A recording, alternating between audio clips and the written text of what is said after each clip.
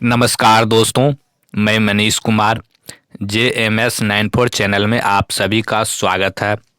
आज का टॉपिक है ध्यान बिना ज्ञान नहीं और गुरु बिना ज्ञान नहीं। इसी पे आज चर्चा कर रहे हैं, तो ध्यान से सुनिए। तो ध्यान की परम और गहन अवस्था में ही सिद्धार्थ गौतम बुद्ध बने थे। उन्हें बुद्धत्व की प्राप्ति हुई थी। ध्यान की अवस्था में ही उन्हें बोध हुआ था, अर्थात ज्ञान प्राप्त हुआ था। पर बुद्ध के जीवन में ध्यान उन्हें बुद्धत्व की प्राप्ति होने तक ही सीमित न था। ध्यान तो मानो उनके रोम रोम से झरता था, बहता था, निकलता था। जीवन के हर पल वे ध्यान में ही रहे। वे जब हंसते तो ऐसा लगता मानो स्वयं ध्यान ही हंस पड़ा हो और उनके अक्षरों पर मानो ध्यान ही मुस्कुरा रहा है, अपनी अभिव्यक्ति हो रहा हो। वे जब बोलते तो ऐसा लगता मानो स्वयं ध्यान ही बोलने लगा हो। वे जब चलते तो ऐसा लगता मानो ध्यान ही चल रहा हो। उनकी वाणी से, दृष्टि से मानो हर वक्त ध्यान ही प्रस्फुटित व अभिव्यक्त होता था। उन्हें देखकर, सुनकर ऐसा लगता मानो ध्यान ने ही बुद्ध का रूप धारण कर लिया है। दोस्तों, वीडियो को लाइक कर दें और अपने दोस्तों में शेयर कर दें। चैनल को अभी तक सब्सक्राइब नहीं किए हैं तो चैनल को सब्सक्राइब कर लें, जिससे आने वाले वीडियो का नोटिफिकेशन आपके पास सबसे पहले पहुंचे। वर्षों की ध्यान साधना उनके अंदर इस गहराई तक उतर आई थी कि बोध प्राप्ति के बाद भी वे पल भर के लिए भी कभी ध्यान से रहित हुए ही नहीं। इसलिए तो उनके सोने, जागने, हंसने, बोलने, चलने में भी ध्यान अभिव्यक्त हुआ करता था।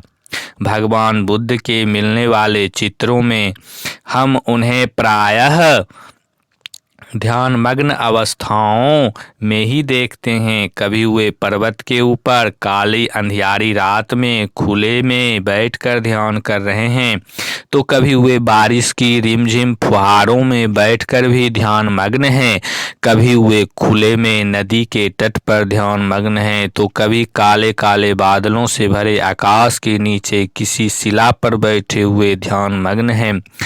कभी वे सूर्य से बरस रही गर्मी में गिरधकूट पर्वत पर ध्यानस्थ हैं, तो कभी कपकपाती ठंड में भी जंगल में ऊंची नीची जमीन पर पत्तों के आसन पर आसीन हो ध्यानस्थ हैं। कभी वे किसी शमशान वन में ध्यान करते हुए टहल रहे हैं, तो कभी चारों ओर से दर्शनार्थियों से घिरे होकर भी ध्यानस्थ हैं। कभी कभी तो ऐसा होता है कि जब कोई दर्शनार्थी उनसे मिलने बिहार में आते थे तो आनंद उन्हें यह कहते थे कि भगवान इस समय ध्यान में अवस्थित हैं। इस प्रकार के अनेकों प्रसंग बौद्ध धर्म के प्रमुख ग्रंथ त्रिपिटक में हमें सहज ही देखने को मिलते हैं। एक लंबे समय तक जन सामान्य के बीच रहते रहते अक्सर बुद्ध कुछ पल के लिए एकांत सेवन को एकांतवास में चले जाते थे। कई बार वे भिक्षुओं से कहते थे, भिक्षुओं, मैं कुछ समय एकांतवास करना चाहता हूँ। एक भिक्षांत लाने वालों को छोड़कर मेरे पास कोई दूसरा न आने पावे। बुद्ध के जीवन में ऐसे कई प्रसंग देखने को मिले हैं। वर्षों तक ध्यान की गहन अवस्था में ही अंततः बुद्ध को बुद्धत्व की प्राप्ति हुई थी, परम ज्ञान की प्राप्ति हुई थी। ध्यान कभी भी किसी को निष्क्रिय नहीं बनाता। तभी तो ज्ञान की प्राप्ति के बाद तथागत अहर्निश कर्मरत होकर सर्वत्र धर्म का, ज्ञान का प्रचार करते रहे। जिस अंतिम रात को उन्होंने शरीर छोड़ा, उस दिन भी संध्या काल से लेकर रात के अंतिम पहर तक वे लगातार भिन्न भिन्न व्यक्तियों, शिष्यों, जनसमूह को उपदेश देते रहे, उनकी समस्याएं सुनते रहे, उन्हें समाधान देते रहे। तथागत का यह अनवरत कर्म योग ध्यान अभ्यास से कभी रहित था ही नहीं। नाना प्रकार के लोगों से मिलते हुए, पैदल चलते हुए, धर्मोपदेश करते हुए भी तथागत सदा ध्यान से समाधि से युक्त थे। तथागत कभी ध्यान से रिक्त हुए ही नहीं। इस विषय की चर्चा त्रिपिटक से प्रत्येक पृष्ठ पर हमें मिलती है। उनके मुख से निकलने एक एक शब्द उनकी सहज ध्यान अवस्था के ही सूचक है। सचमुच साधकों के लिए बुद्ध का यह ध्यान अस्थ स्वरूप संसार के सबसे दिव्य और महानतम उदाहरणों में से एक है। और सच कहें तो ध्यान से दिव्य और महानतम अनुभव इस दुनिया में दूसरा है ही नहीं। उस दिव्य व महानतम ध्यान की अभिव्यक्ति ही शिल्पियों ने बुद्ध की मूर्तियों के द्वारा प्रस्तुत की है, जो अद्वितीय हैं। क्योंकि बुद्ध के इस ध्यान स्वरूप को देखकर हमारा चित्त शांति में ध्यान में डूबने लगता है, इंद्रियां शामित होने लगती है और आध्यात्मिक आनंद का अनुभव होने लगता है। वस्तुतः ध्यान ही तथागत के जीवन का सार है। निष्कर्ष उस ध्यान के सहारे, उस ध्यान में होकर डूबकर हम भी ध्यानस्थ हो सकते हैं, ज्ञानी हो सकते हैं, निर्वाणी हो सकते हैं। इसलिए तो बुद्ध ने ध्यान पर बहुत जोर दिया। उन्होंने अपने शिष्यों को अक्सर ध्यान करने को प्रेरित किया। महात्मा गौतम बुद्ध अपने उपदेश के अंत में अक्सर अपने शिष्यों से कहा करते थे, भिक्षुओं, यह सामने वृक्षों की छाया है, ये सूने घर हैं, यहाँ बैठकर ध्यान करो, पीछे मत पछताना, यही हमारा आदेश है। महात्मा बुद्ध ने एक बार राहुल को भी यही उपदेश दिया, ध्यान करो। और यह उपदेश पाते ही राहुल ने सोचा, कौन आज भगवान का उपदेश सुनकर भिक्षाटन करने जाए, और वह वहीं आसन लगाकर गर्दन सीधी कर स्मृति को उपस्थित कर ध्यान मग्न हो गए। भूख प्यास को छोड़कर ध्यान के लिए ऐसी ही तत्परता बुद्ध के अनेक शिष्यों में पाई जाती थी। पर ध्यान के साथ उन्होंने शिष्यों को सम्यक वाक, सम्यक कर्मांत, सम्यक आजीविका और सम्यक व्यायाम आदि शीलों आचरणों के पालन करने रहने को भी कहा। बुद्ध ने यह स्पष्ट किया कि सिर्फ सत्य वचनों का प्रयोग ही सम्यक वाक नहीं हो सकता, बल्कि मन, वचन व कर्म के सत्य का पालन करना ही वास्तविक सम्यक वाक है।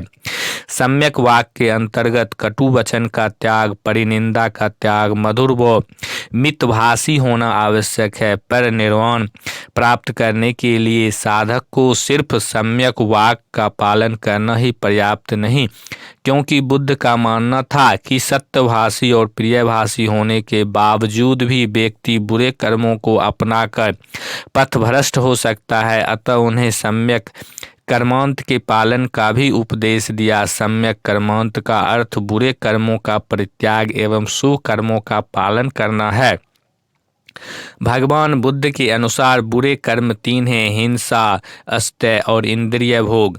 आस्तु साधक को मन, वचन एवं कर्म से अहिंसा का पालन करना चाहिए और अस्तेय अर्थात दूसरों की संपत्ति नहीं चुराना चाहिए। इंद्रिय संयम का पालन करना चाहिए। इन चीज़ों का पालन करना ही सम्यक कर्मांत है। पर सम्यक वाक एवं सम्यक कर्मांत के साथ साथ सम्यक आजीविका का भी पालन आवश्यक है। सम्यक आजीविका का अर्थ है ईमानदारी से जीविकोपार्जन करना। जीवन निर्वाह के लिए बेईमानी का मार्ग नहीं अपनाना चाहिए।